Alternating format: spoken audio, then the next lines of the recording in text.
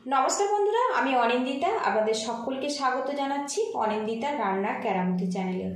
আমার চ্যানেলে অলরেডি আমি 3টে কাঁঠাল দানার রেসিপি শেয়ার করেছি, আর আজকের আমি কাঁঠাল দানার রেসিপি শেয়ার করব একদম নতুন ধরনের।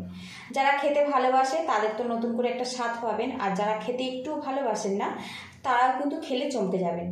হ্যাঁ বন্ধুরা, আজকের আমি যে রেসিপিটা শেয়ার করব কাঁঠাল দানার পনির। পনির আমরা তো সবাই কম বেশি খেতে খুবই ভালোবাসি, আর এই পনির দিয়ে আপনারা কিন্তু পছন্দসই যে কোনো রেসিপি বানিয়ে নিতে পারবেন।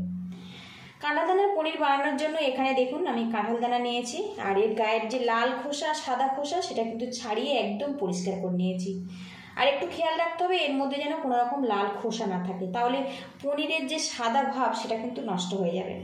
আর এখানে দেখুন 1 মুঠো বাদাম নিয়েছি, চীনা বাদাম, ভালো করে ভিজিয়ে নরম করে নিয়েছি। তারপরে গায়ের খোসাটা আমি কিন্তু ফেলে দিয়েছি, আর এইভাবে এটা কিন্তু রেডি করে নিতে হবে। আর বন্ধুরা, নির্দিষ্ট কোনো মাপ নয়, এগুলো আপনারা কম বেশি করে নিতে পারেন। এখানে দেখুন আমি একটা মিক্সিং জার নিয়েছি, জারের মধ্যে দিয়ে দেবো বাদাম, এবারে এর মধ্যে দিয়ে দেবো কাঁঠাল দানা। ঢাকনা দিয়ে প্রথমে এটা আমি 3 থেকে 4 বার ঘুরিয়ে নেব, তাহলে এই যে বড় অংশগুলো ছোট হয়ে যাবে।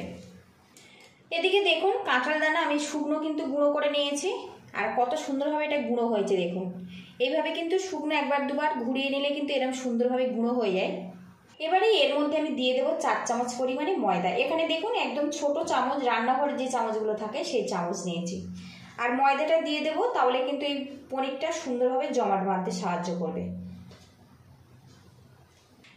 এবারে এর মধ্যে দেখুন ছোট 1 প্যাকেট গুঁড়ো দুধ দিয়ে দেবো, তাহলে পনিরটা কিন্তু অনেক বেশি টেস্টি হবে।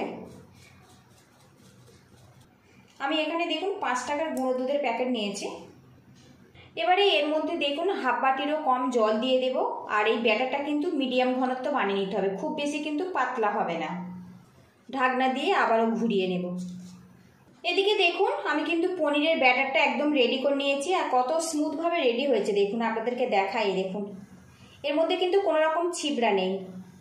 আর বন্ধুরা, আরও সামান্য কিন্তু এর মধ্যে আমি জল দিয়ে ব্যাটারটা মিডিয়াম ঘনত্ব বানিয়ে নিয়েছিলাম। আর এইভাবে কিন্তু ব্যাটারটা রেডি করে নিতে হবে, আর যতটা সম্ভব এই মিশ্রণটা কিন্তু একদম মসৃণ করে বানাতে হবে। এখানে দেখুন আমি একটা ট্রে নিয়েছি, পনিরটা আমি এখানে সেট করব। আর এর গায়ে কিন্তু আমি সাদা তেল লাগিয়ে নিয়েছি, যাতে পনিরের মধ্যে কোনো রকম যেন স্মেল না হয়। অবশ্যই সাদা তেল দিয়ে কিন্তু ট্রেটা ব্রাশ করে নেবে। এবারে এর মধ্যে আমি দিয়ে দেব পনিরের মিশ্রণ। এবার এটা ভালো করে আমি একটু ঝাঁকিয়ে নেব।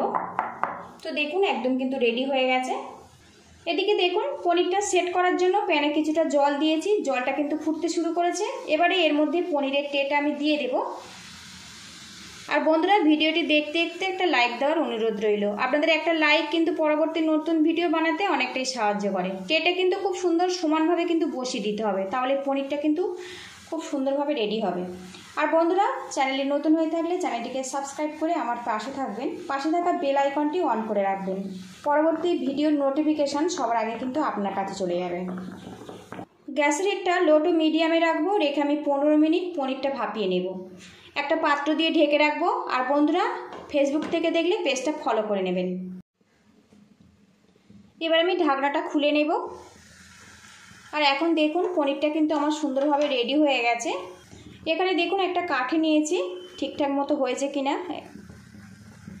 তো দেখুন এর মধ্যে কিন্তু কোনো কিছু লেগে যাচ্ছে না, একদম সুন্দরভাবে এটা রেডি হয়ে গেছে। গ্যাসের হিটটা আমি এই অবস্থাতে বন্ধ করে দেব, দিয়ে এই ট্রেটা আমি নামিয়ে নেব। এখন কিন্তু পনিরটা অনেক বেশি আঠালো, যেহেতু আমি ময়দা দিয়ে বানিয়েছি। এটা ঠান্ডা করে তারপরে আপনাদের সঙ্গে দেখা হচ্ছে। এদিকে দেখুন পনিরের ট্রেটা কিন্তু ঠান্ডা হয়ে গেছে। আর এখানে দেখুন একটা ছুরি নিয়েছি, এর চারিদিকটা এইভাবে ছাড়িয়ে নেব। আর বন্ধুরা, আমি সবসময় কিন্তু চেষ্টা করি নতুন নতুন ভিডিও শেয়ার করার জন্য। প্লিজ চ্যানেলটিকে সাবস্ক্রাইব করে আমার পাশে থাকবেন। এইভাবে চারিদিকটা আমি ছাড়িয়ে নেব, তাহলে পনিরটা কিন্তু খুব সুন্দরভাবে বেরিয়ে আসবে। এবার এখানে দেখুন একটা থালা নিয়েছি, পনিরের ট্রেটা উল্টে দিয়েছি, পিছনে এইভাবে আঘাত করব। এদিকে দেখুন বন্ধুরা, কাঁঠাল দানা দিয়ে দুর্দান্ত স্বাদের পনির কিন্তু আমার রেডি হয়ে গেছে। আর এই পনিরটা আপনারা কিন্তু পছন্দ মতো শেপ দিয়ে যে কোনো রেসিপি বানিয়ে নিতে পারেন। আজকে আমি কোনো রকম কিন্তু রেসিপি বানাবো না, শুধুমাত্র পনিরের রেসিপিটা আপনাদের কাছে আমি শেয়ার করলাম। এখানে দেখুন একটা ছুরি নিয়েছি, আর এখানে আমি ছোট ছোট করে টুকরো করে নেব। আর দেখুন কত সুন্দরভাবে কিন্তু এটা রেডি হয়েছে, কত স্মুথভাবে রেডি হয়েছে। দেখুন ছুরিটা যাচ্ছে কত সুন্দরভাবে, দেখুন। তো আপনাদের দেখাই পনিরটা। এই দেখুন পিছনটা দেখুন কত সুন্দরভাবে এটা রেডি হয়েছে, আর একদম কিন্তু মসৃণভাবে তৈরি হয়েছে।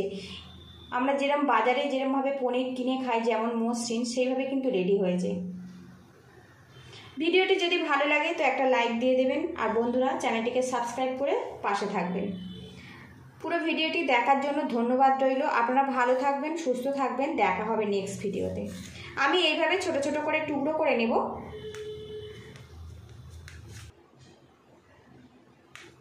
আমি এইভাবে চৌকো চৌকো শেপ দিয়ে টুকরো করে নিচ্ছি দেখুন। আর বন্ধুরা এখানে আমি কিন্তু বাইন্ডিংয়ের জন্য ময়দা ব্যবহার করেছি, আপনারা চাইলে কিন্তু চালের গুঁড়ো দেবেন, তবে চালের গুঁড়োটা একটু বুঝে দেবেন, খুব বেশি দিলে কিন্তু পনিরটা শক্ত হয়ে যাবে, খেতে ভালো লাগবে না। তো দেখুন কত সুন্দরভাবে পনিরটা আমার রেডি হয়েছে।